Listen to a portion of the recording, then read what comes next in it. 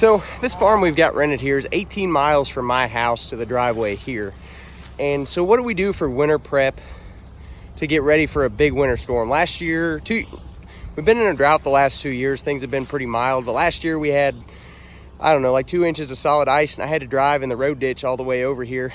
And so one of the main things that's important for this operation is to be able to take care of the cows. I got to be able to get to them. So I do have a 4-wheel drive tractor. I've not invested in chains, but that would be a good thing if we have another ice storm like that. We did pretty good until you go across a creek, have to cross a bridge, and I figure most of these bridges have bumpers on each side. I guess I'll just, as long as I got forward momentum, we were going to make it, but got a little iffy there for a little bit. But so chains would be a good thing to have in case of a serious emergency like that. But we've had 18 inches of snow before. I hear the old timers talk about how much worse it was when they were kids. 36 inches of snow, 72 inches built up at one time. So you can't prepare for every extreme, but we want to be as prepared as possible. Also on standby, my landlord, got a good landlord, or having somebody close. And if my landlord wasn't willing to do this, you'd have to find a local kid or somebody who lived close enough to walk or to drive a tractor. Or a lot of people that live in the country have a side-by-side, like to get out and do things. So you could probably find somebody to go check cows. Alternatively, we could take these cows home. If I didn't have this 4-wheel drive tractor, that's probably what we'd do. But we're gonna have somewhere between 6 and 36 inches. I think they're finally down to 6 to 10 inches. So probably somewhere between nothing to 12 inches is where we're gonna end up at with some ice. But what I'm gonna do here is I'm gonna put out enough hay to go for until it gets warm enough to know that I'm gonna be able to get my tractor to start. So the problem here is that it's gonna get cold, we're gonna get volume. So the cows probably won't be able to graze if it freezes over. They can't dig through with their noses if it's ice. But we have plenty of grass in this paddock that they're in. I got a bunch more bales already set up. The kid that works for me put 10 bales over here.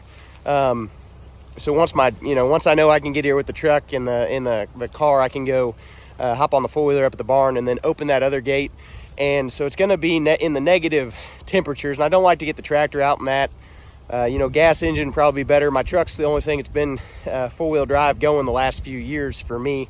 Until I get a gas truck, that's where we're at. But as long as it starts and runs, we're gonna keep old Whitey around. But you got to make sure you get to your cattle. You got to check the water, and you got to make sure they have enough feed to be comfortable through this event. So big wet event, snow, ice, water, whatever it is. You got to have enough feed. So we've got enough feed to go until it warms up enough that I know the tractors are going to start. They're calling for single digits in the nights, low double digits, single digits to low double digits with wind chill and all those things, probably a lot lower for the next 10 days, pretty close to that. And so I want to make sure these cows have enough hay to go through that, so I don't have to drive the tractor over here in single digits. Not fun. And I'll be checking waters on several different farms, and so the big thing is food and water. You got to make sure you've got enough water. When it gets this cold, we'll put bales up around the water tanks in a lot of situations. I may go ahead and do that here. I'm not exactly sure. Usually we leave the net wrap on those bales, and the problem here is that those cows are going to want to go to that tank instead of go over here and eat these fresh bales, because they're always going to graze the water first, graze closest to water first, almost always. So I may not end up doing that here. We'll just kind of see. But a wind block on your water tank is a good thing. Depending on your water tank, you want to winterize that as much as possible. But when I do come and it's this cold, I've got a big jet heater and a generator. Probably going to throw those in the back of the truck, so I know that if this water tank does freeze, we'll be able to get it going again. 18 miles from home, you can't run home, especially in these kinds of conditions. It's not just a quick zip home and then come back. So other thing is a big jug of water, warm water. We use that a lot. These tanks are not ball tanks, so usually you carry a big mallet if you need to bust up those, like the Ritchie waters. We got a lot of those hanging around on some other farms, but you do that too often, you are going to damage those bulbs and you'll have to replace them. But you got to get cows to water. You got to get water to cows. A lot of people let their tanks run over. So whatever your specific situation is, ask somebody around you that's been doing this for a long time. They'll probably be able to give you some tips. But we're getting the hay out. We're going to waste some hay here. It's going to be our fertilizer program. Just is what it is. This kinds of temperatures and things, we just got to keep the cattle in good condition, keep them alive, keep them healthy, keep their bellies full, because they're burning a lot of calories. And if you don't have some decent quality hay, they're going to be pulling extra off their back, out of that back fat, and that hurts conception and milking ability and all those other things. So we want to make sure we got them out of the wind as much as possible. So we got some pretty good windbreak here. We got good food on the ground they're probably not going to get to, so we're adding hay.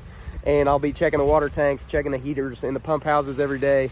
And still got to get here, but if you can't, you got to have a backup plan, have somebody that can run around and check the water, make sure it's running.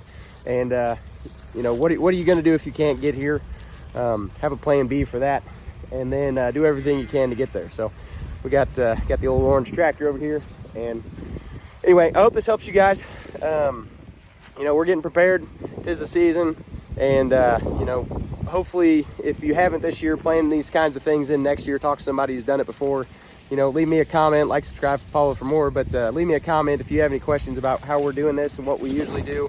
And then have fun and enjoy it, but stay warm, and also have somebody you can call if you get stuck in a road ditch and you need a lift. And make sure you keep your gas tanks over half full. Super important. Had a high school coach tell me that one time, and man, it's absolutely essential. If you slide off into a road ditch in a tractor, a truck, a car, whatever you're checking your cows in, ATV, you want to make sure that you're going to be warm enough until you get some help to you. So you guys have a good one. Stay warm, stay prepared, and we'll see you next time.